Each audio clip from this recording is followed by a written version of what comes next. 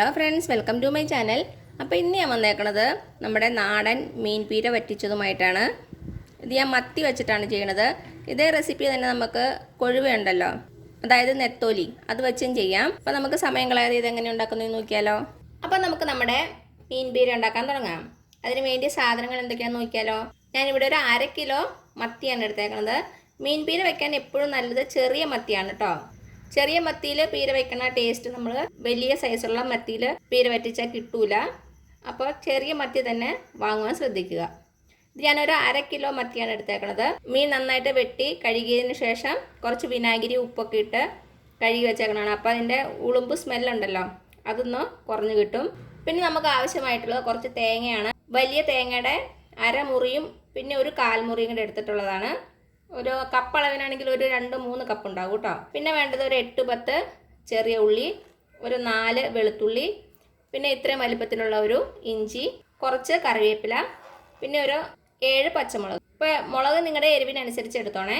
അപ്പോൾ നിങ്ങൾക്ക് പച്ചമുളക് ഇടാൻ താല്പര്യം ഇല്ലെങ്കിൽ ഇതിന് പകരമായിട്ട് മുളക് പൊടി ആയാലും മതി.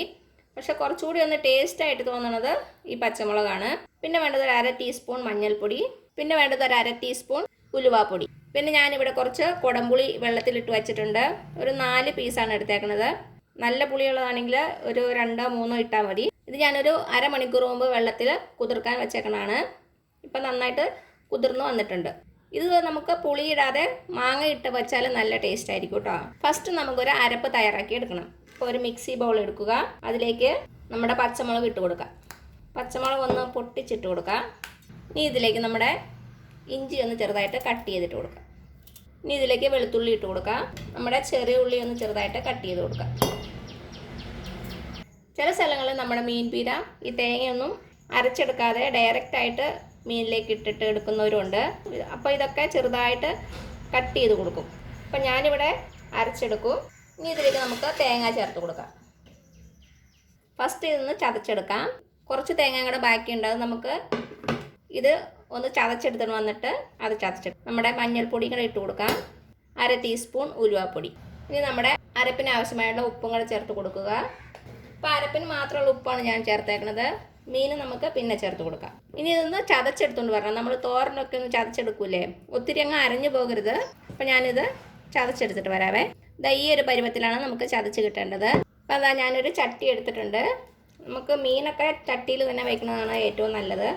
ഇതിലേക്ക് കുറച്ച് വെളിച്ചെണ്ണ ഒഴിച്ച് കൊടുക്കാം. വളരെ കുറച്ച് മതി, 1 ടീസ്പൂണോളം മതിയാകും. ഇനി ഇതിലേക്ക് നമ്മൾ അരച്ചെടുത്തുകൊണ്ട് വന്ന അരപ്പ് ചേർത്ത് കൊടുക്കാം.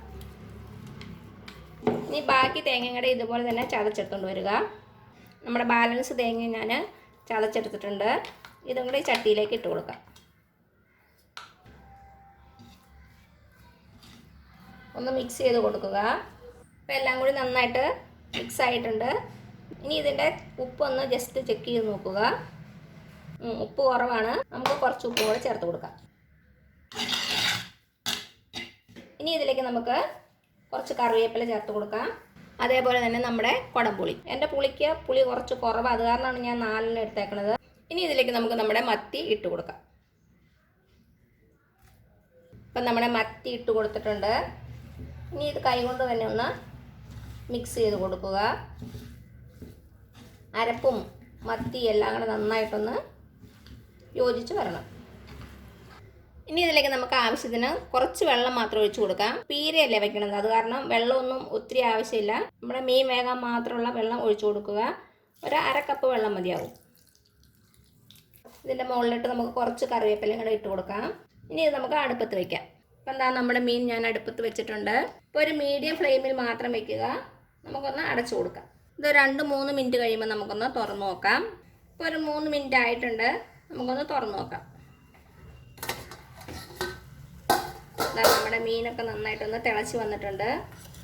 ഒന്ന് ജസ്റ്റ് ഇളക്കി കൊടുക്കാം. ഒത്തിരി അങ്ങ് കുത്തി ഇളക്കരുത്, പതുക്കെ ഇളക്കി കൊടുക്കാവുള്ളൂ. മീനാകുമ്പോൾ നമുക്ക് പെട്ടെന്ന് അങ്ങ് പൊടിഞ്ഞു പോകും.